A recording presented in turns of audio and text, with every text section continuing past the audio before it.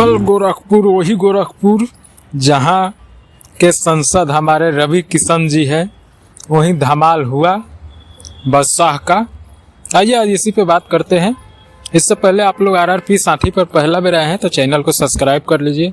आप लोग से यही हमारा विनती रहता है, रिक्वेस्ट रहता है, ये भाई का चैनल सब्सक्राइब करके रखिए, क्योंकि न्यू भोजपुरी ताज़ा खबर आप सबके बीच हम रखते रहते हैं।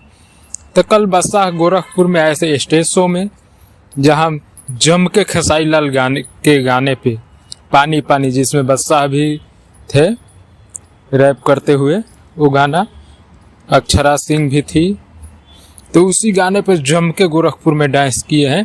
मुंह तोड़ जवाब मिला पवन सिंह और रवि किशन जी को।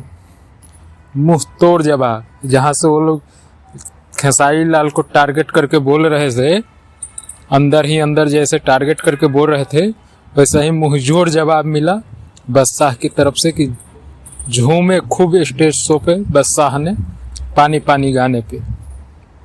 तो यही न्यूज़ था, तो आप लोग के बीच ला रख दे। जैसे इन लोगों को जहाँ जाते हैं लेकिन खेसारी लाल के टारगेट करके इन लोगों को बेइज्जती करने मिल जाती है। जैसे कपिल शर्मा शो में हो गया, वहाँ भी इन लोगों की बेइज्जती हो गई।